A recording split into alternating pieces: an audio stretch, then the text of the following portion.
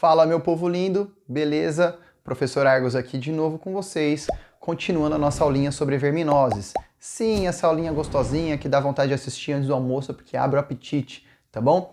Verminose, a gente já falou sobre as doenças causadas por platelmintos, fica atento se você não assistiu, assiste antes lá. A gente vai falar agora das doenças causadas por nematelmintos, tá bom?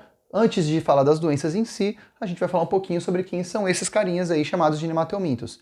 O vestibular ele pode chamar genericamente para você o grupo aí de nematódios, tá? Ou nematóides. O detalhe é, ele só vai especificar quando você tiver os representantes que são causadores de doença. E aqui estão alguns que a gente vai falar. A gente tem a lombriga, que seria o principal representante, essa que fica lá no seu intestino delgado. Nós temos aqui a filária, tá? Que também é um representante bastante interessante, causador de doença, causador da elefantíase, que a gente vai conversar aqui também, tá? Temos, nossa, aquele famoso Oxiurus, Enteróbios vermiculares, né? Aquele que dá aquela história do faz, coceirinha no cu, coceirinha no cu, coceirinha no cu, tá? E temos também aqui esse saído diretamente do filme de terror, chamado de ancilostomo, tá? Ancilostoma duodenale, que tem esses, né, essa carona aí feia. Vamos ver aí o que cada um deles vai fazer com você, beleza? Bom, antes de mais nada, a gente vai ver aqui as características, né, que vão ser dos nematelmintos.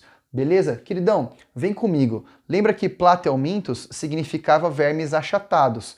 Nematelmintos significa vermes cilíndricos. Por que isso? Os nematelmintos, assim como os platelmintos e os demais grupos a partir daqui, são triblásticos. Eles possuem endo, ecto e mesoderme, que é o tecido então intermediário que não existia lá em quinidários, tá? Surge nos platelmintos.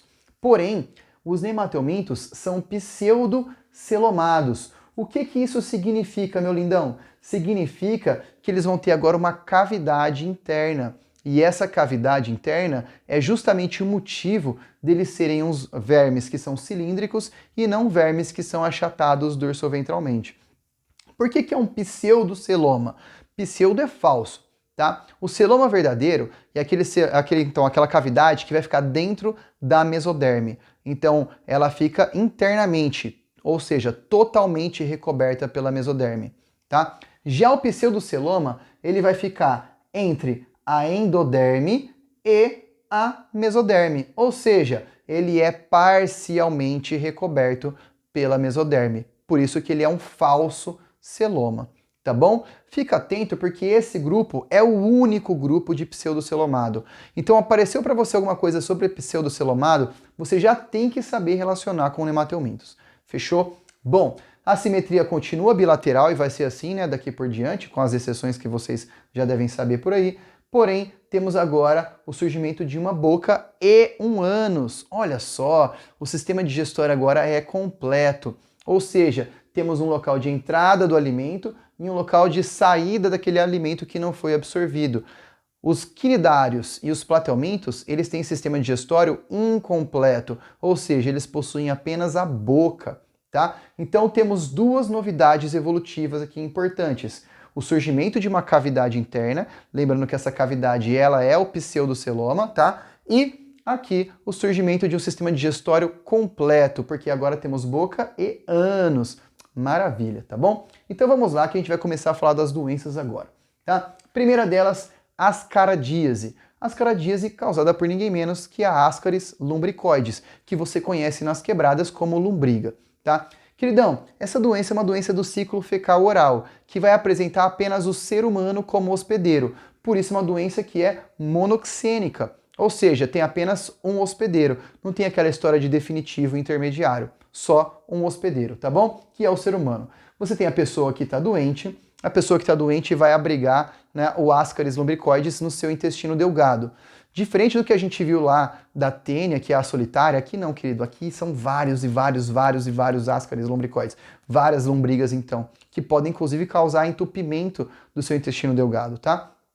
Então o detalhe é, essa pessoa tá ali, então tá rolando aquela balada, aquele carnaval, micareta lá no intestino delgado dela, e ali ninguém é de ninguém, né? Você tem machos e fêmeas se encontrando, o macho da lombriga, ele é diferente da fêmea, ele é um pouco menor e ele vai ter uma voltinha como se fosse um ganchinho assim, que ele vai usar para casa lá com a fêmea, ele vai então dar a volta aqui na fêmea, tá? Vai ocorrer a fecundação, a fêmea fica grávida, põe ovinhos são liberados juntos com as fezes. Esses ovinhos caem no ambiente, e lá no ambiente vão causar contaminação, principalmente atingindo um ambiente aquático, causando contaminação da água e dos alimentos que entraram em contato com aquela água, por exemplo, via irrigação.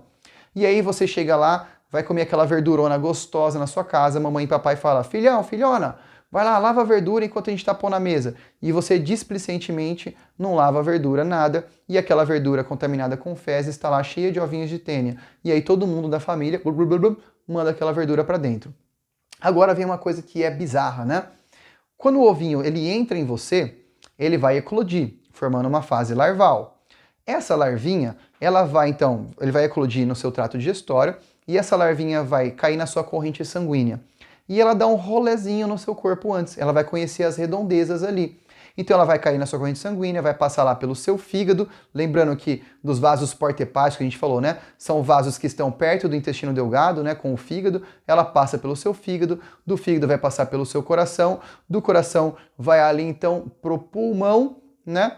E aí, galera, essa larvinha, ela rompe o vaso sanguíneo para o alvéolo pulmonar, ela passa para dentro do seu pulmão, no alvéolo pulmonar, bronquíolos, brônquios, traqueia, laringe e faringe. Aí o que você faz? Dá uma tossidinha, engole, e aí essa larvinha volta para o seu trato digestório e vai ficar lá no seu intestino delgado agora na fase adulta, chegando a formar um verme aí de 30 centímetros mais ou menos, tá? Lá no seu intestino delgado, tá bom? Agora imagina um monte de larvinha fazendo isso, tá? Sintomas dessa doença. Veja que como ela é uma doença do ciclo fecal oral e tem ali, né, o local de abrigo, o intestino delgado, os sintomas, como eu já disse, em teníase serão dor de barriga, diarreia, enjoo, náusea, vômito, tá? Pode ficar aí com desnutrição, porque você pode ter muitos vermes ali se alimentando. Detalhe importante, acabamos de falar desse ciclo gostoso que o verme faz no seu corpo. Ele não vai fazer um rompimento dos seus alvéolos? Então sim, lesão no seu alvéolo, lesão pulmonar, pode ser um sintoma característico da ascaradíase, tá? Fique atento a isso, porque às vezes o vestibular gosta de pegar essa coisinha. Aí você fala assim, mano, o bicho tá lá no intestino delgado, o que tem a ver com o pulmão? Aí você tem que lembrar desse rolezinho que ele gosta de dar no seu corpinho antes de ficar definitivamente no seu intestino delgado. Maravilha? Bom, como eu disse para vocês, pode ter aqui ó, um monte, né, de lombriga no seu intestino delgado, que também pode causar até entupimento do seu intestino delgado. Nessa hora, como a balada fica muito grande ali, muita gente é muvucada, elas começam a migrar. E aí a lombriga, queridão, ela pode sair pelo ânus, ela pode subir pelo esôfago, vir pela boca, pelo nariz, e aí por onde mais ela conseguir ir, tá? Não é comum, mas pode acontecer. Beleza? Bom, profilaxia, meu lindo, lá, tratamento do doente sempre, né? Se esse carinha aqui não tivesse doente, ele poderia ter a fendendo cocôzinho aqui e ia transmitir a doença, tá? Só ia ser um porquinho.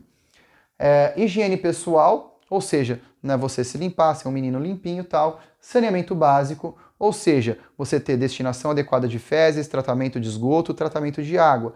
Se você destina adequadamente as fezes, os ovinhos não vão parar no ambiente. Se você trata o esgoto, os ovinhos não vão parar no ambiente. Se você trata a água, se você ferve a água que você vai consumir não vai ser contaminada, tá bom? E lavar bem os alimentos, lembrando aquela história que eu falei do almoço em família, em que você não lavou a verdurinha e passou lombriga para todo mundo lá na sua casa. Beleza, galera? Bom, essa doencinha aqui aparece muito no vestibular, tá? Então vamos continuar. Próxima doença, ancilostomíase ou ancilostomose ou ainda amarelão. Querido, o agente etiológico, ou seja, o agente causador dessa doença, pode ser de duas espécies. Ele pode ser esse ancilostoma duodenale ou pode ser do tipo Necator americanus. Aqui você tem uma imagem do ancilostoma duodenale, que tem essas estruturas aqui que parecem dentes, né? Que ele usa para cortar o seu intestino, que são bem pontudos, parece meio vampiresco. O Necator americanus, eles têm isso aqui mais abaulado, menos pontudo, mais oval, tá? E ele vai também se alimentar e vai ciclar da mesma forma, conforme a gente vai ver aqui, tá? É um hospedeiro, só tem um hospedeiro só, o ciclo é monoxênico e esse hospedeiro é o ser humano, tá? A pessoa doente vai abrigar esses verminhos lá no seu intestino delgado. E no seu intestino delgado, em vez de eles ficarem se alimentando dos nutrientes digeridos, como a lombriga faz, ele vai fazer o seguinte, ele vai ficar mordendo, ele vai ficar raspando, tá, o epitélio do seu intestino. E em vez de ele sugar os nutrientes que você acabou de digerir, ele vai sugar o seu sangue, naquele ponto ali em que é cheio de nutrientes ainda, porque acabou de absorver nutrientes. Mas ele é um organismo, então, hematófago, que significa que se alimenta de sangue, tá? Por isso, um dos sintomas vai ser a anemia. Apesar de eu não ter colocado aqui, a gente tem como sintomas, um bem característico, a anemia. E galera, anemia é aquela coisa que sua avó vem, olha no seu olho e fala assim, ah lá, tá amarelo esse menino, não tá com, né, tá anêmico. Eu vou ter que fazer um feijão na panela de ferro aqui para dar ferro para ele curar essa anemia. Sim, a anemia tem a ver com o sangue, tem a ver com a deficiência no transporte de oxigênio. Por isso, um outro sintoma que anda sempre de mão dada com a anemia é um cansaço, que às vezes pode ser entendido como uma preguiça, conforme você pode ver no personagem do Monteiro Lobato apresentado aqui, o Jeca Tatu, um cara que não gostava de trabalhar porque era preguiçoso. Calma lá que a gente volta aqui, certo? Bom, os casaizinhos estão no seu intestino delgado, eles vão ficar reproduzindo, a fêmeazinha vai colocar ovinhos, os ovinhos vão ser liberados juntos com as fezes. E aqui um ponto importante, diferente lá da lombriga, os ovinhos vão eclodir agora no ambiente. Eles não vão eclodir só dentro do hospedeiro. Então não fica aquele ovo esperando alguém ingerir ele, não. Já no ambiente, esse ovo eclode. E a larvinha aqui do ancilostoma, tá? Ela vai ficar esperando alguém pisar nela, alguém entrar em contato com ela enquanto ela está no solo. Então ela fica meio que apontada para cima. E a contaminação, então, não vai dar pela ingestão de alimentos com ovos, e sim pela penetração da larva no seu corpo. Tá? Lembrando que essa larva ela vai estar próxima de locais onde alguém possa ter defecado e alguém que já estava com a doença. Tá? Então você tem a larvinha penetrando ativamente. Ela vai dar o mesmo rolezinho que a lombriga deu no seu corpo. Corrente sanguínea, fígado, coração e pulmão.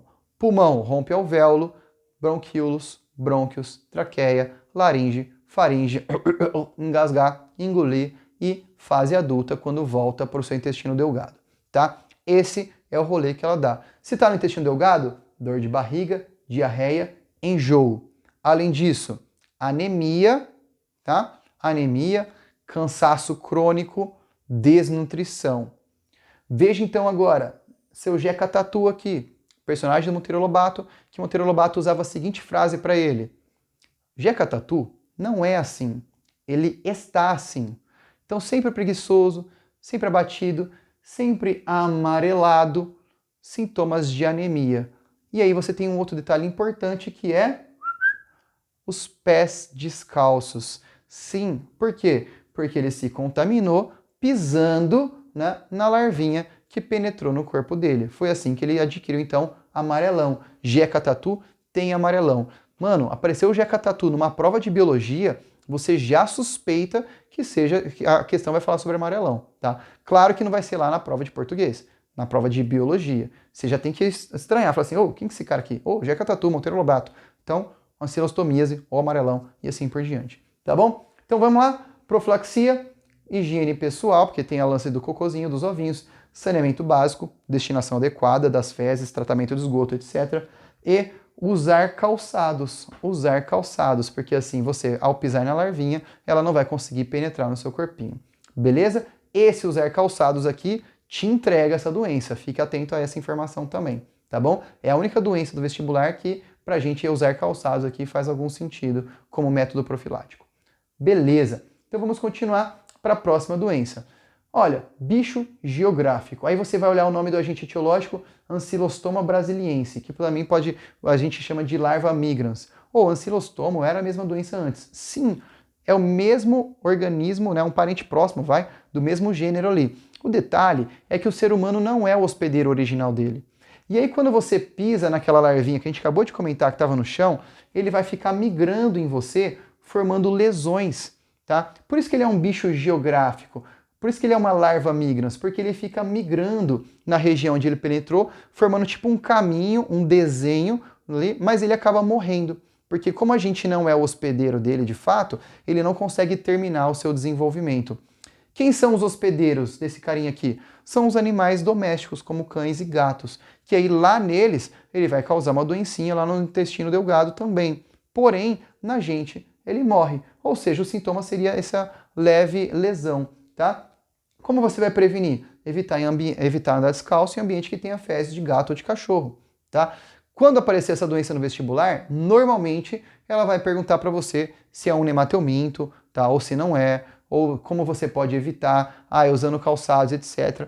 Beleza? Então ela vai ser uma doença que vai aparecer com muito menos frequência do que as duas anteriores que a gente conversou, tá? Justamente porque aqui a gente é um hospedeiro acidental em que a doença não completa seu ciclo.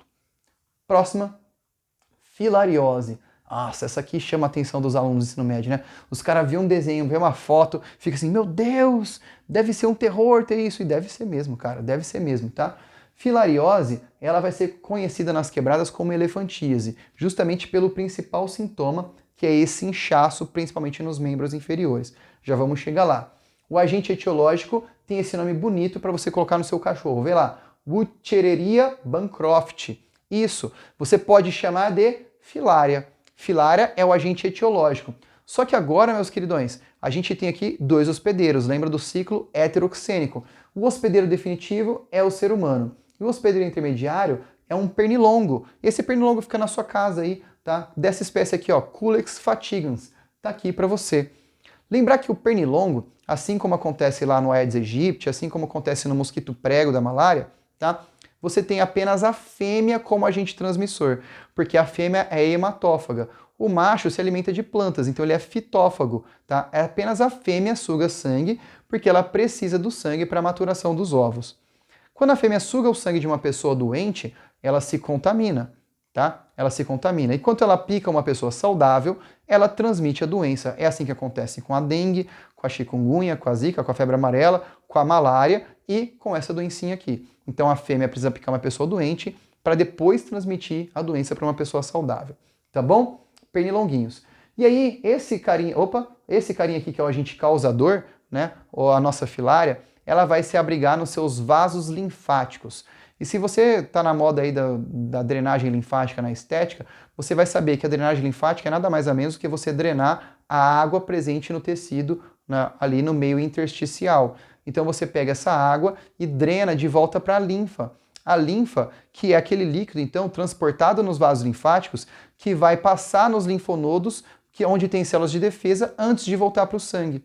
Assim você tem aí uma barreira a mais contra agentes infecciosos. Só que aqui a filária não, ela gosta dali. E ela vai ficar vivendo exatamente nesses vasos linfáticos, prejudicando a reabsorção desse excesso de água que fica no meio dos tecidos. Por isso, o principal sintoma é esse edema. O que é um edema? É um inchaço, é um acúmulo de líquidos. Só que um edema exacerbado, que você tem aqui um inchaço muito grande, principalmente dos membros inferiores, tá? E das genitálias masculinas, sim, do saco escrotal. O negócio fica tudo inchado porque fica cheio de líquido no meio dos tecidos. Então esse inchaço se deve ao prejuízo na reabsorção de água. Tá? É uma doença que fica como um sintoma assim, meio horripilante de verdade, tá?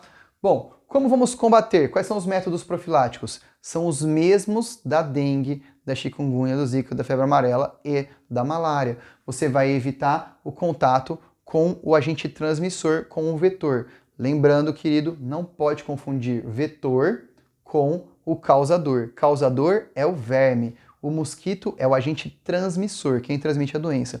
Então, se a gente usar repelente, se a gente usar inseticida, se a gente usar roupas compridas, telas nas janelas, tá? Tudo isso vai prevenir, evitar o contato do mosquito com a gente. E se o mosquito não pica uma pessoa doente ou não pica a pessoa, para a qual ela vai transmitir a doença, você não tem a transmissão acontecendo, você interrompe o ciclo, tá? Vale lembrar dos criadouros.